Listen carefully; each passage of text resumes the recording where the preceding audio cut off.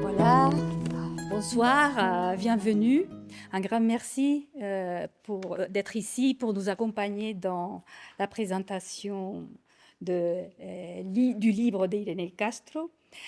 Alors, bienvenue, monsieur l'ambassadeur du Mali. Donc, je salue Françoise, Irene, Joël et Pedro. Donc, voilà, nous assistons aujourd'hui ou ce soir à un rêve qui prend corps, qui se réalise enfin aujourd'hui. Un rêve auquel Irénée croyait fermement depuis longtemps et que grâce à son enthousiasme, nous aussi nous y avons cru. Aujourd'hui, ces tableaux sur le Mali sont exposés à Grenade, au Palacio de los Condes de Gavia. Je vous encourage vivement à y aller demain si vous pouvez le faire. Irene López de Castro est une amoureuse du Mali. Elle est tombée sous le charme de ce pays, un vrai coup de cœur, et depuis toute sa peinture en témoigne, car le Mali a façonné sa vie et son œuvre artistique. Il continue d'être une source d'inspiration pour elle. Nous accueillons donc cette exposition et la présentation de son livre « Le rêve de Tombouctou, mémoire du fleuve Niger » dans le cadre de notre colloque sur la francophonie et l'écriture des femmes. Irene, elle, nous propose une écriture particulière. C'est en peignant qu'elle nous raconte le Mali, qu'elle nous transporte au Mali. Dans un langage sublime et universel, vous ne cessez pas d'en parler, de le recréer avec votre pinceau et votre sensibilité. Heureusement, le langage pictural est universel. Il peut s'en passer des connotations linguistiques, telles que francophonie ou autres, des traductions. Il ne demande qu'à ouvrir les yeux. Voilà, on vous y invite à le faire. Félicitations, et c'est un cadeau qu'elle nous fait. C'est un vrai cadeau et un grand effort de sa part. Donc merci Irene. Merci à vous. Absolument.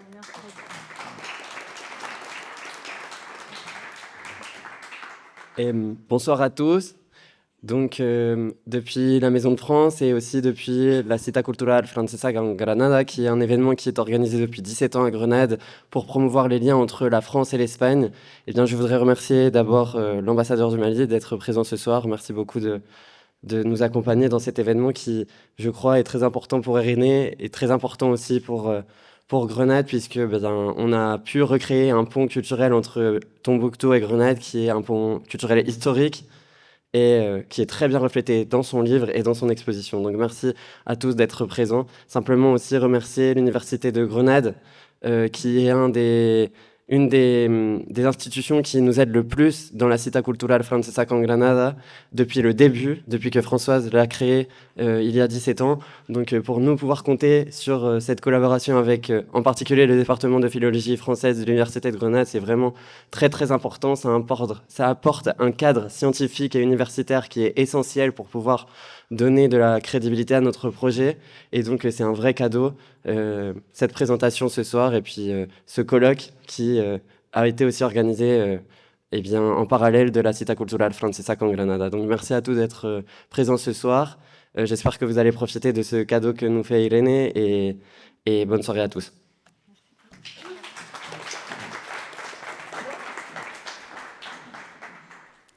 Bonsoir, monsieur l'ambassadeur. Bienvenue à cette soirée pour la présentation donc, du livre de Irénée. C'est en tant que fondatrice de la Maison de France que je m'adresse à vous pour présenter donc les personnes ici. La madrilène Irénée López de Castro, aux origines andalouses, a eu l'opportunité en 1989 de voyager au Mali. Elle étudiait les beaux-arts à Madrid.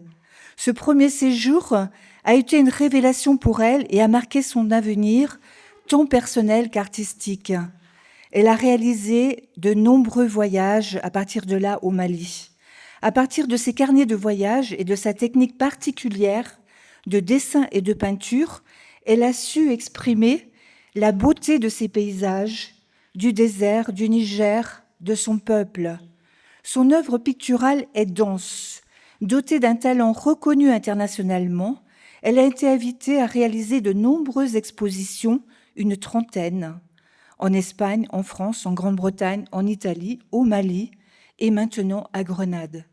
Et comme disait Marie-Carmen, un cadeau pour la ville de Grenade, effectivement.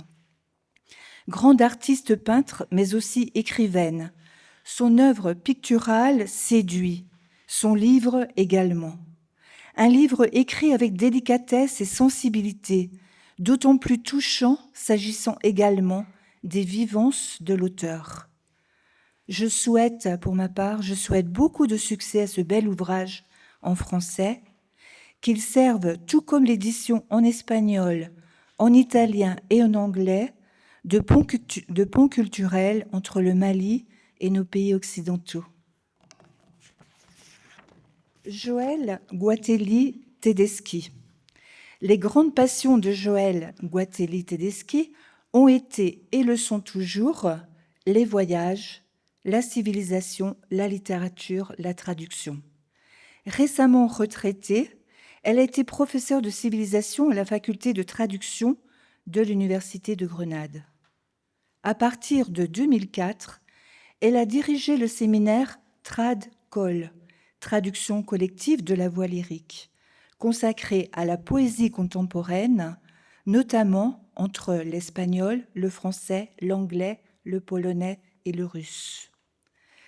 Ces lignes de recherche ont donné lieu à de nombreux articles sur l'interculturalité, la traduction littéraire, poétique en particulier, et la méthodologie de l'enseignement de la culture et de la civilisation. Elle a été invitée dans de nombreuses universités à travers l'Europe, les pays de l'Est, ainsi qu'aux États-Unis.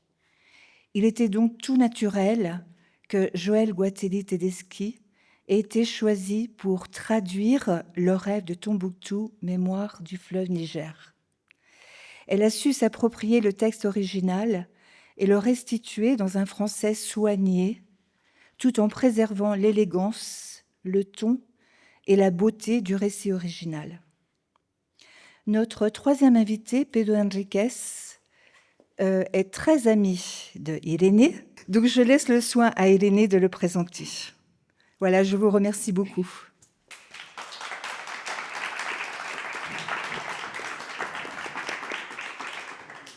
Bonsoir, buenas tardes.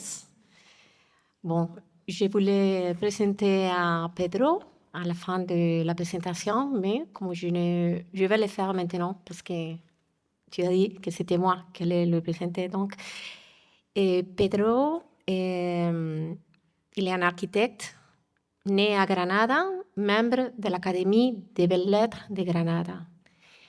Il est un poète au prestige international et, comme on a dit, c'est un ami très cher qui a présenté la version espagnole du livre en 2022 à Granada. Et donc, on lui a invité aujourd'hui pour lire la seule chose qu'on va parler aujourd'hui en espagnol. Parce que moi, je vais faire l'effort de parler dans cette belle langue, mais je vais faire l'effort pour vous. Merci à vous, Monsieur l'ambassadeur du Mali, Abdrahman Babi, pour votre présence, votre parole et votre soutien à mon livre, spécialement à la traduction en français. Merci à Marie-Carmen, Joanne, Françoise, Joël, Maria et Pedro et à tous les amis ici présents, parmi lesquels j'ai la joie d'avoir aujourd'hui avec nous une partie de ma famille du Mali, Karim et Oumou Koutoum, enfant de mes amis Ismaël et Hawa. Je voudrais saluer aussi ceux qui nous accompagnent à Canada, en Belgique, en France, et spécialement aux amis au Mali et le ministre de la Culture, M. Rindo, et l'ambassadeur d'Espagne au Mali, M. Antonio Guillén Hidalgo.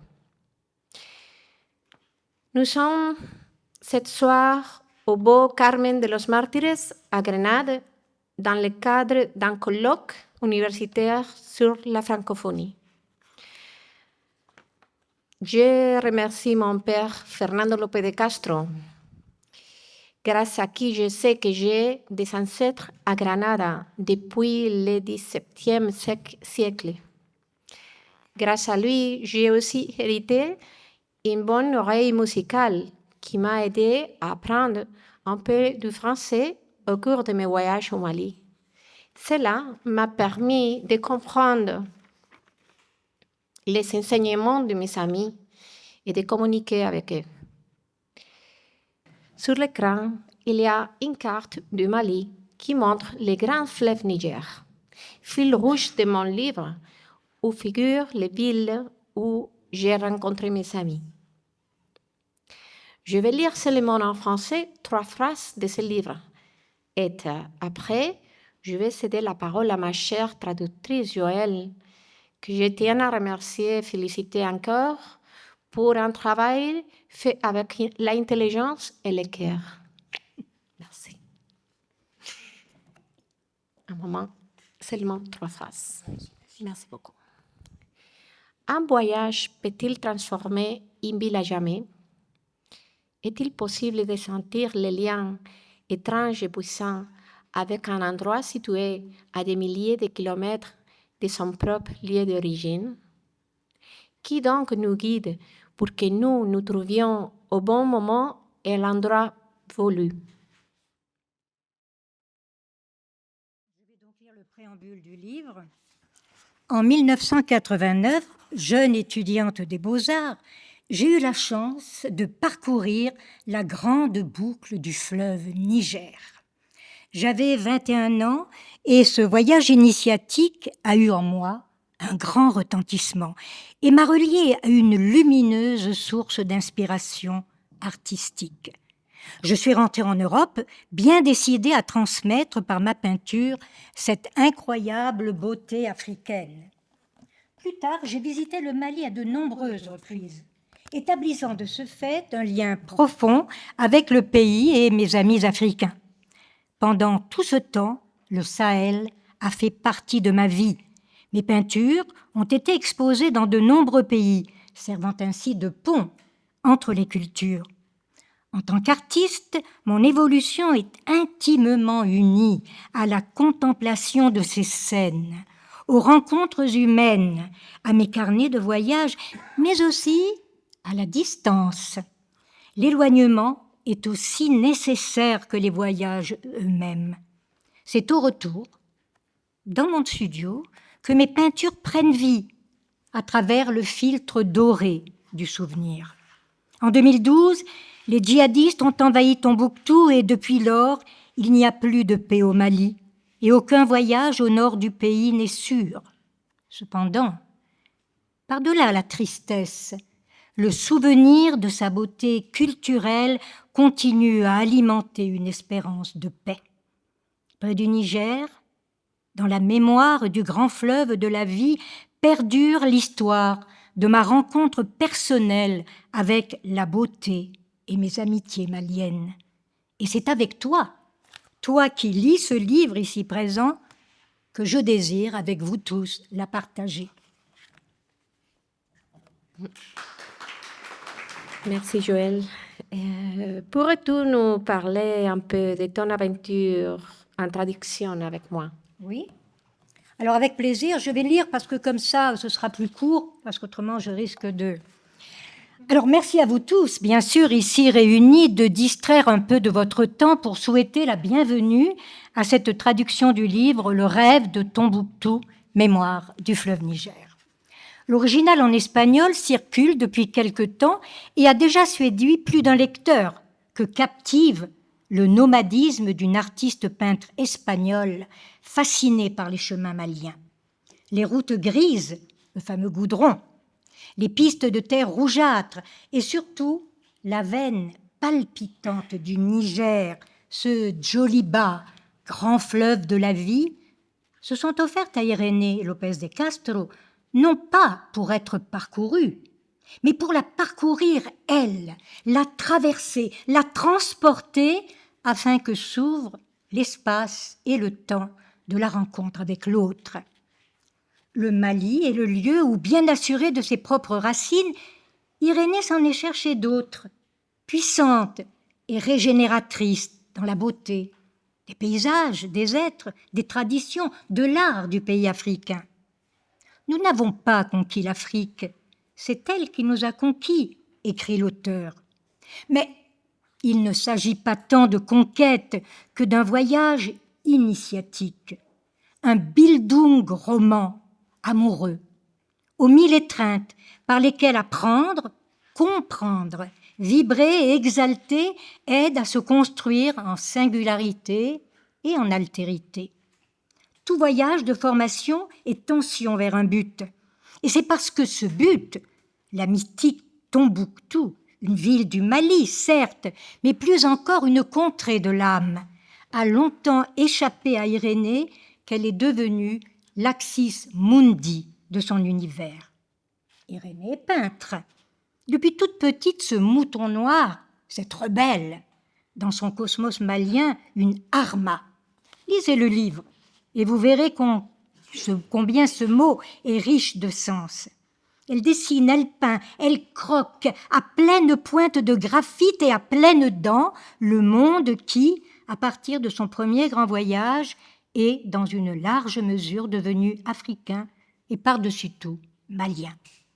Après l'avoir inlassablement fixé sur la toile au cours de décennies, l'artiste peintre a voulu s'essayer à dire ce vécu par la plume aussi, et elle a risqué, avec ce livre, le récit de ses voyages physiques, artistiques et je dirais peut-être plus encore mystiques.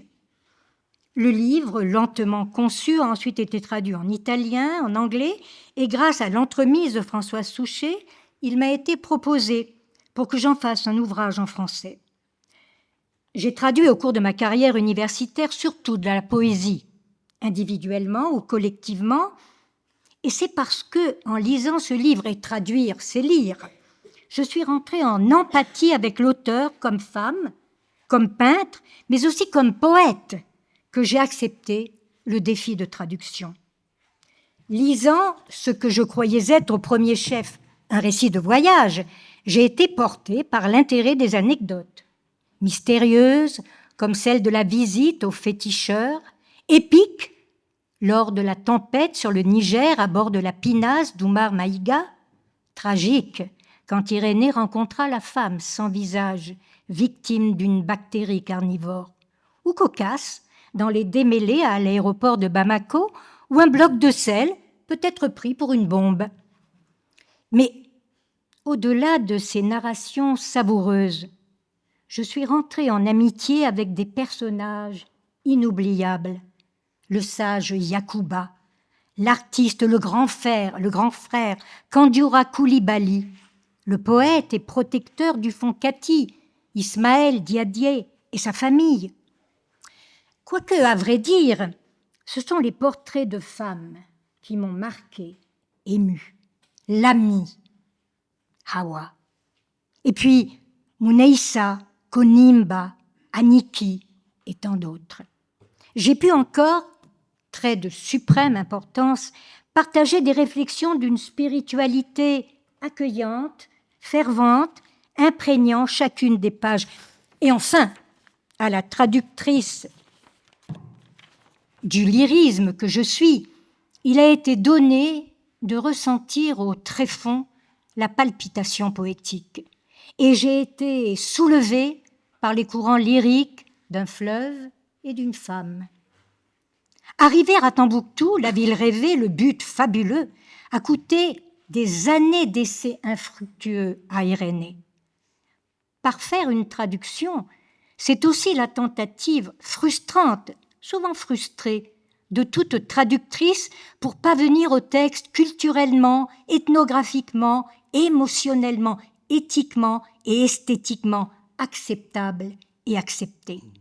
En fait, cette traduction m'est apparue lorsque j'ai touché à son terme comme ces mosquées sahéliennes d'art soudanais dont le grand arabigo andalou, Es-Saheli, reste l'architecte emblématique et qui sont faites d'un matériau fragile, la terre crue, et donc demandent chaque année un crépissage mené à bien par la communauté locale des croyants.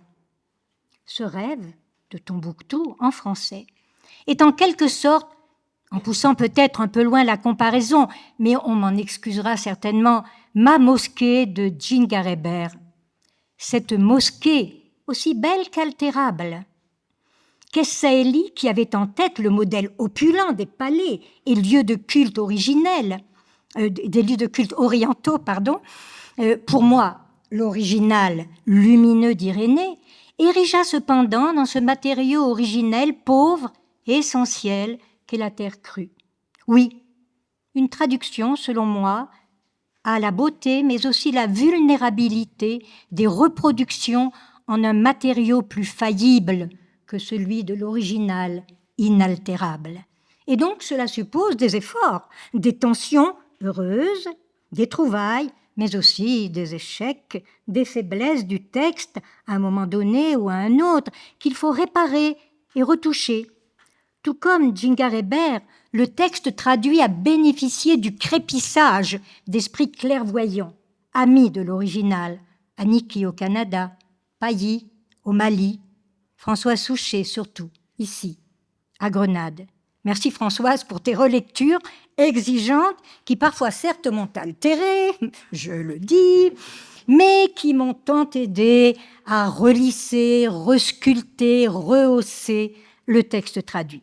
Et puis, il y a eu, tout au long du processus de traduction, la présence d'Irénée, tutélaire, toujours attentive, toujours proche et accessible, avec cette exigence par rapport à son original et à la version française, qu'elle ne pouvait vraiment revoir, mais dont elle avait l'intuition. Donc un travail de concert, une traduction comme écho un peu tremblant d'une flûte native. Irénée m'a assisté autant par l'espièglerie de son rire lors de nos échanges que pour ce qui concernait la réalité culturelle et ethnographique du Mali. Et ça c'est très important de le dire, sous l'impulsion du traduire, elle a aussi affiné son texte premier. Elle a révisé, pour que moi aussi j'apprenne d'elle, son bagage cognitif concernant ce que l'on désigne comme realia ou culturem. Un seul exemple, le mot de pinasse, essentiel pour l'univers du fleuve Niger et pour la symbolique qu'en a tiré Irénée, nous a donné du fil à retordre. Pirogue à voile, mais pinasse à moteur. Alors ces esquifs stylisés dont Irénée paraît avoir absorbé le nyama, l'énergie, doivent-ils être appelés pinasse tout au long, car le mot fait partie du vocabulaire malien et sonne vrai? Ou doit-on parfois, selon le contexte, se résigner au plus falot, mais plus techniquement correct pirogue? Et j'en resterai là. C'est avec toi, et je cite, « C'est avec toi, toi qui lis ce livre, que je désire la partager », écrit Irénée dans le préambule. La partager? Partager quoi? Eh bien, cette rencontre personnelle avec la beauté et l'amitié malienne, car, et ce sont les derniers mots de la conclusion de l'ouvrage, le voyage se poursuit. Oui, il se poursuit en chacun de nous qui lisons, et pourrons ainsi, qui sait, atteindre l'Eldorado, l'or de l'âme qui baigne ce livre et dont la traduction a tenté de garder un peu, au moins, de l'effusion.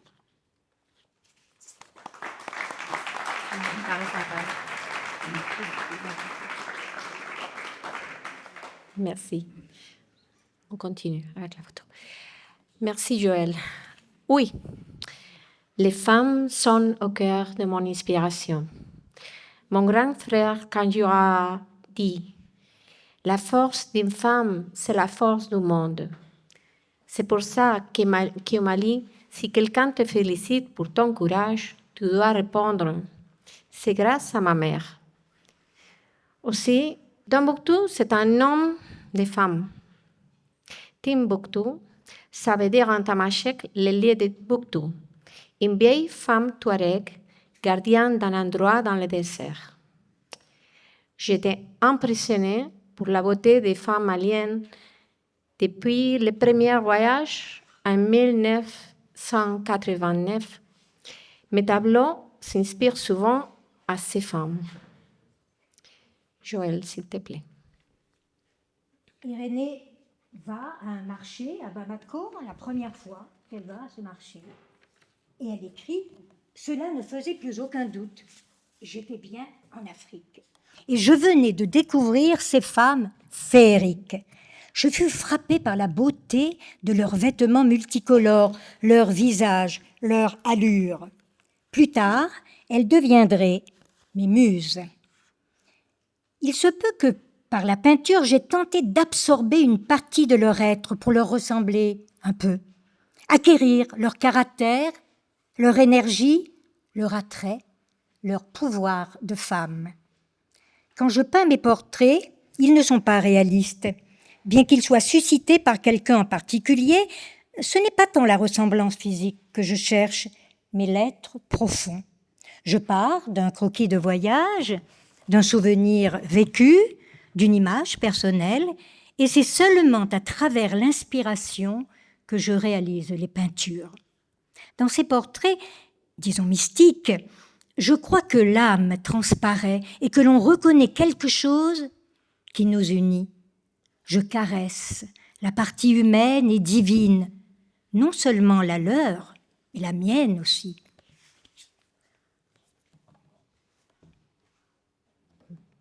Merci. Ensuite, ici, vous voyez un tableau qui représente pour moi la lumière et la couleur dorée du Sahel. Quelque chose qui m'a imprégné.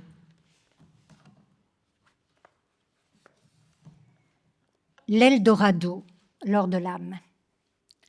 S'il est une couleur qui définisse ma vision du Mali, c'est à coup sûr le doré, la couleur de l'or. Un or fait de lumière resplendissant sur les dunes de couleur jaune, orange ou blanche, de l'ocre du banco et de la terre rougeâtre. Gammes chaudes qui deviennent hors du chemin quand la lumière du soleil les caresse. Éclats qui dansent sur les eaux frémissantes, eau d'un fleuve qui est comme le miroir d'un univers fait de lumière et de couleurs. Dès le début, l'or fut la couleur qui s'imposa comme acteur de mon œuvre. Peu à peu, il envahit tout, jusqu'au ciel et à l'eau, débordant les limites du réel comme une lumière qui, à mesure qu'elle saturait la toile, saturait aussi mon âme, atteignant, pour un moment, l'harmonie que jusqu'alors elle n'avait que fugitivement su atteindre.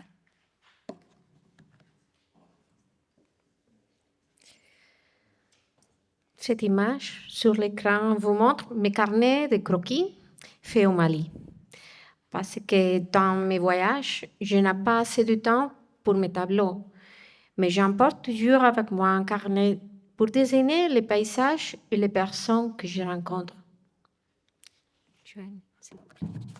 Les empreintes du peintre, les carnets de voyage. Je mets mes lunettes, à chaque fois j'oublie. Les croquis de voyage sont fruits de l'expérience vécue. Nés de moments uniques, ils gardent l'empreinte du peintre voyageur. Leur valeur est plus sentimentale qu'artistique. Ils n'ont pas à être des œuvres d'art et ils n'ont pas de prix. Car nul ne peut mesurer la valeur de ce jour de ta vie.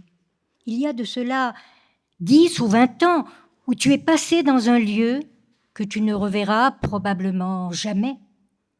La plupart des croquis ne servent guère que comme fugaces traces de graphite. Certains, cependant, sont comme des ponts pour le souvenir.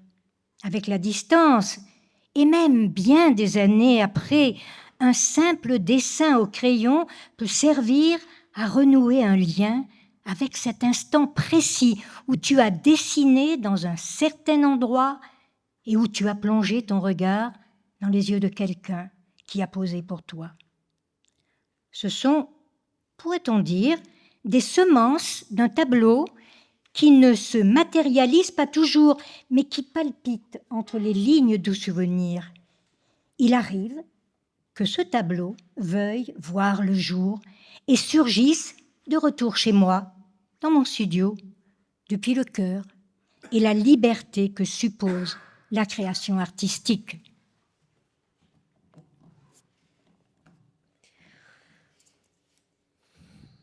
Maintenant, je voudrais poser un exemple du livre avec un dessin d'une pirogue et un tableau inspiré par ce croquis de voyage.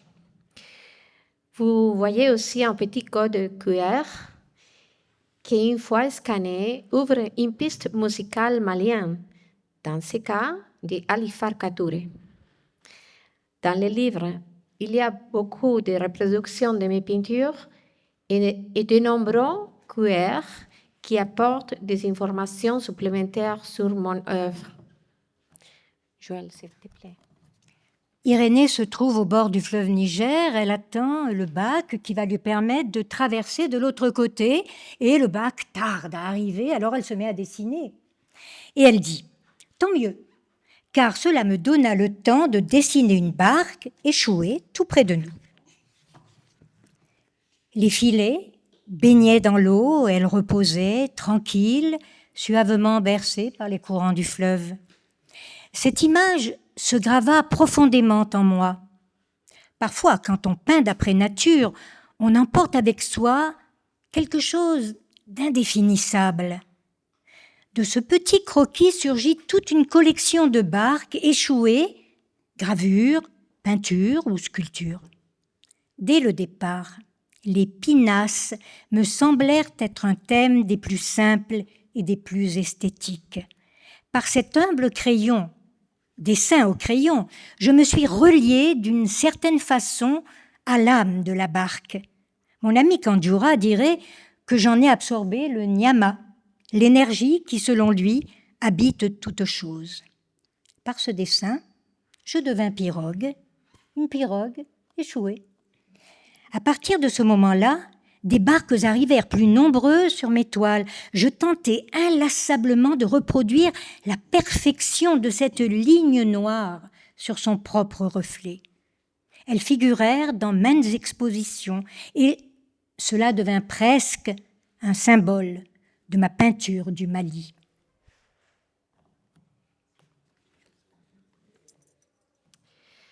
Joël nous a parlé des Sahélis, les Granadins, qui au XIVe siècle a pérégriné jusqu'à la Mecque, où il a rencontré le grand roi du Mali, Kankou Moussa, qui l'a invité à Tombouctou pour y construire la mosquée de Djingareber, qui l'an prochain fêtera 700 ans d'existence. Une mosquée en terre crue. Et je parle de ça parce que dans ce moment, j'expose à Grenade précisément autour de ce thème. Je voudrais mentionner ici le prix Saheli de photographie, une initiative hispano-malienne qui vise à protéger le patrimoine culturel et spirituel des mosquées d'art soudanais du Mali. Je vous invite à visiter mon exposition à Granada, au Palacio de los Condes de Gavia. Vous pouvez aussi visiter mon site irenelopezdecastro.com. Sur l'écran, vous pouvez voir le portrait de mon grand frère Kandjoura Coulibaly. Et je voudrais conclure cette présentation avec un poème de ma grande sœur Aniki, parce que j'aimerais transmettre un message de paix au Mali. Si on pense fortement à la paix, je crois que la paix vécue dans le passé nous reviendra.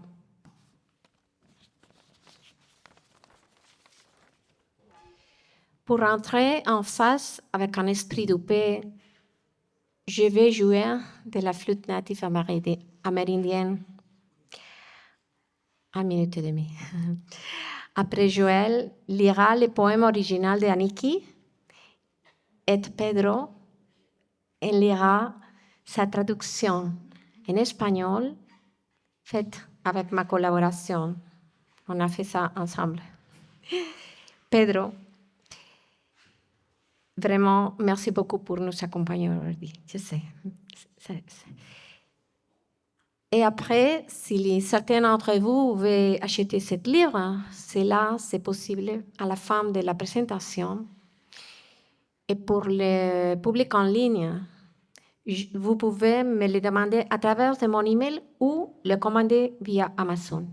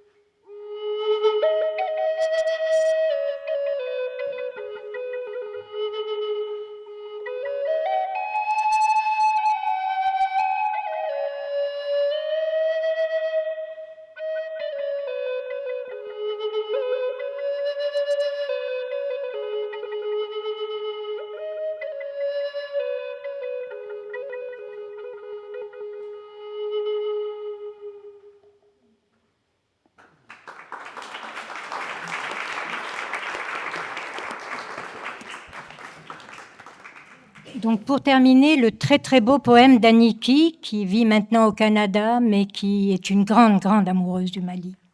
Il s'appelle « Paix et culture ».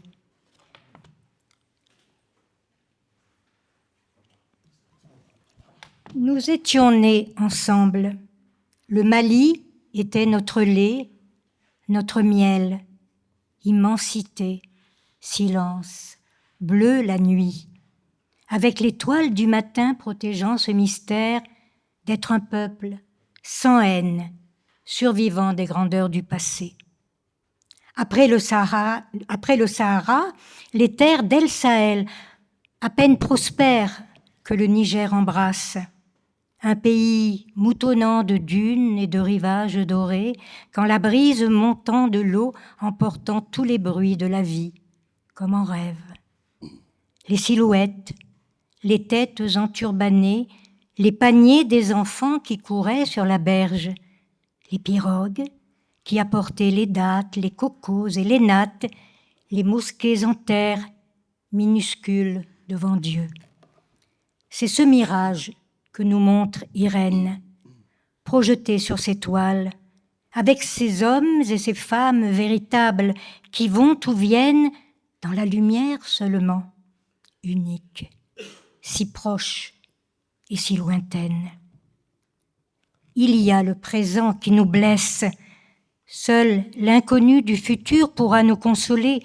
Oui, la vie sera belle et tu dois, Irène, nous faire enjamber les orages, continuer à dessiner, à chanter, à fixer l'idéal fraternel, à le voir près de toi, à l'appeler, à le sculpter, qu'il soit réellement là, brillant dans la grande tente humaine.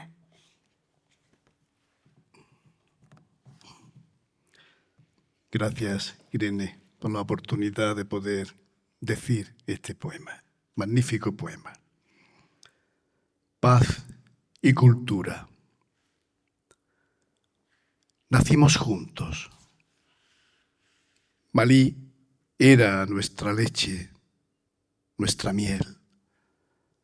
En la noche azul, inmensa y silenciosa, con la estrella de la mañana protegiendo el misterio de ser un pueblo sin odio, superviviente a las grandezas del pasado. Más allá del Sáhara, el Níger abraza las apenas prósperas tierras de Sahel. Un país lleno de dunas y orillas doradas en las que la brisa venida del agua nos traía todos los sonidos de la vida, como en un sueño. Las siluetas, los turbantes en la cabeza, los reflejos del sol, el color de las velas, las canastas de los niños que corrían por la ribera, las canoas que traían dátiles, cocos y esterillas, las mezquitas de tierra diminutas ante Dios. Este es el espejismo que nos muestra Irene, proyectado en sus lienzos, con aquellos hombres y mujeres verdaderos que vienen y van en la luz solamente, únicos, tan cerca y tan lejos. Está el presente que nos duele, solo el futuro desconocido para consolarnos. Sí, la vida será bella, y tú debes guiarnos, Irene, al atravesar las tormentas. Debes continuar dibujando, cantando, reparando el ideal de la fraternidad, viéndolo cerca de ti, invocándolo, moldeándolo, para que brillante sea real en la gran jaima humana.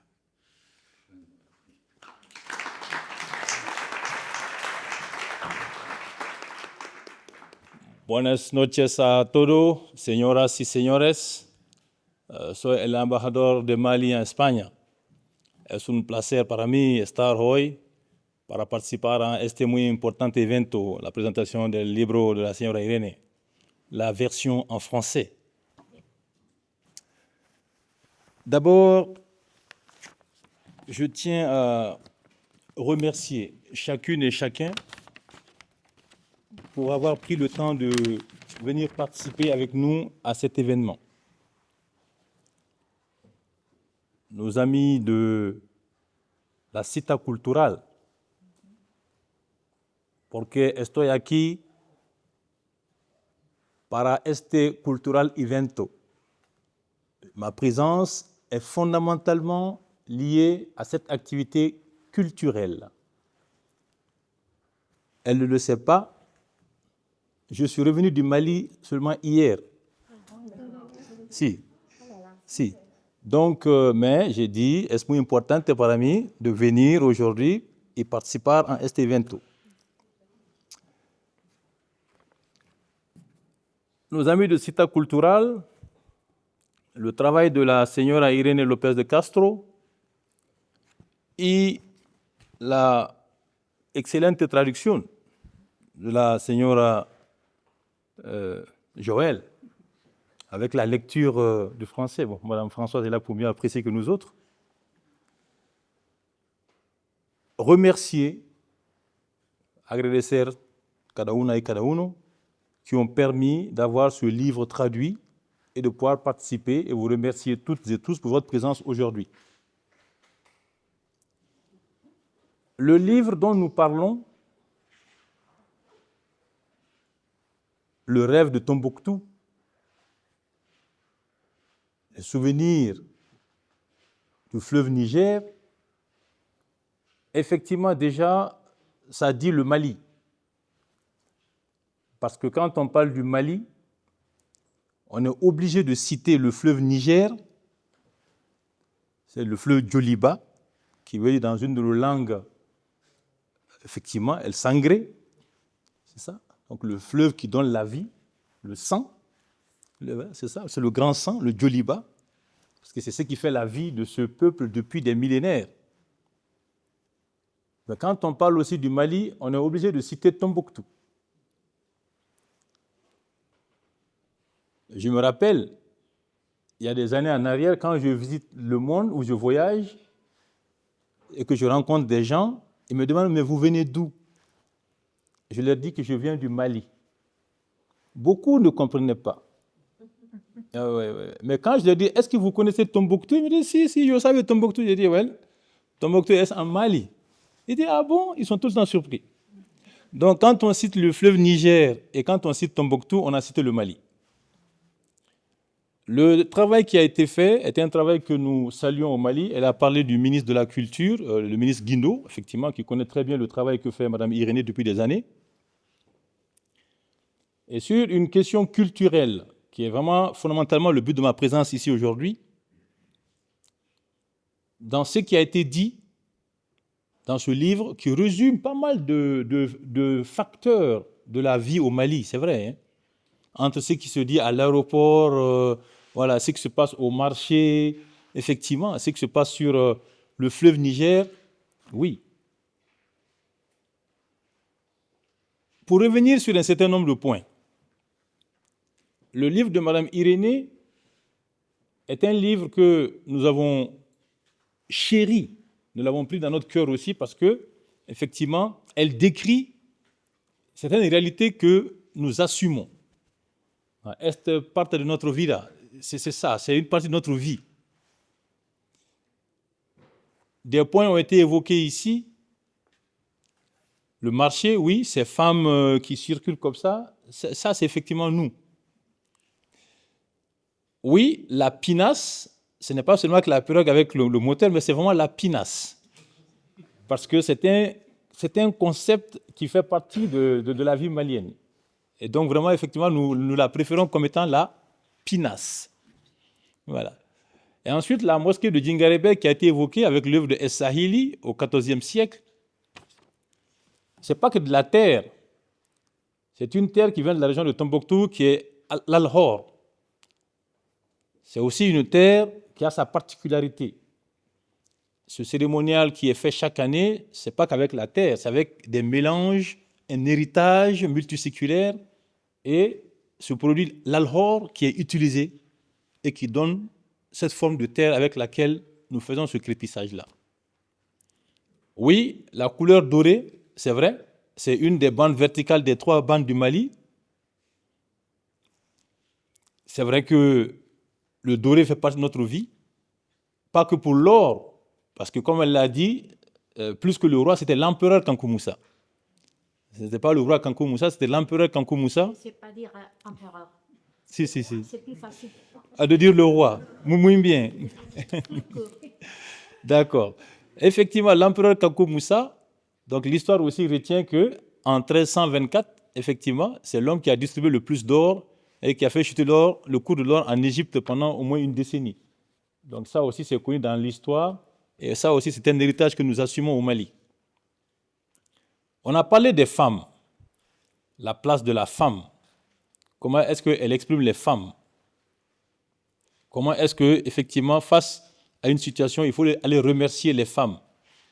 Au Mali, nous répondons dans les salutations en rendant hommage à nos mères. Parce que quand on salue, il y a certaines réponses. Voilà, quand on connaît la langue, ça renvoie au respect qu'on dévoue à la maman. D'accord? Donc ça aussi, ça fait partie de notre culture au Mali, le respect qu'on a pour les femmes. Voilà. Et comme elle l'a dit, Tombouctou, effectivement, ce nom est lié à une femme. Effectivement, la vieille sage Bouktou. Effectivement. Donc ça aussi, c'est encore un hommage qui a traversé les millénaires et qui est lié à une femme.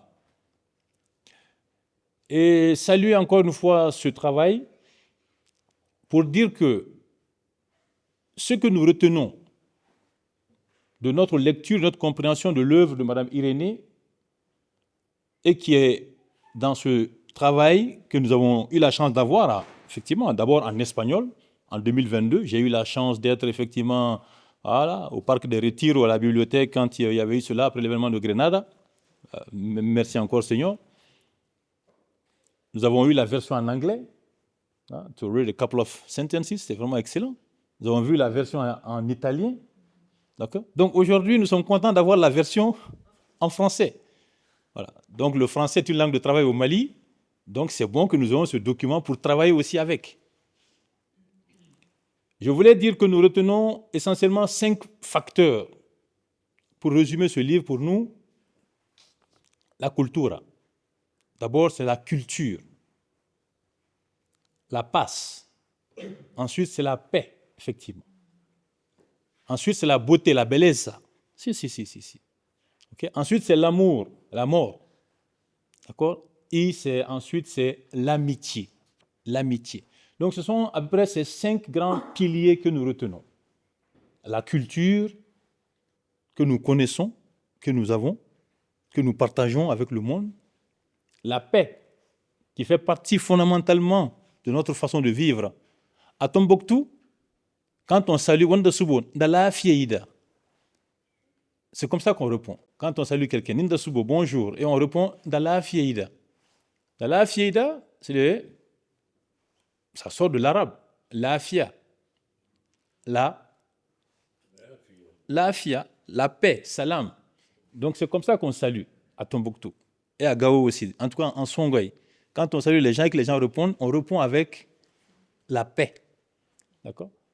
Donc c'est vraiment une question de culture, de paix, de beauté dans tout ce qu'elle a montré. Ensuite, effectivement, d'amour. Parce que, effectivement, notre culture nous amène à donner une place fondamentale à l'humain, la humanidad. Donc ça aussi, c'est notre héritage. Et nous pensons que fondamentalement, c'est l'amour qui permet de transmettre l'humanité dans son entièreté. Et bien évidemment, l'amitié, parce que nous avons toujours été un peuple ouvert à travers les 3 grands empires que nous avons connus, l'empire du Ghana, l'empire du Mali et l'empire Songhai. Voilà. Et donc tous ces grands espaces que nous avons connus et les rencontres que nous avons eues avec plusieurs cultures. Donc l'amitié aussi est une notion fondamentale. Donc pour ne pas aller loin, vraiment, encore une fois, le rêve de Tombouctou, Mémoire du fleuve Niger, nous pensons que vraiment est un livre qu'il faut lire.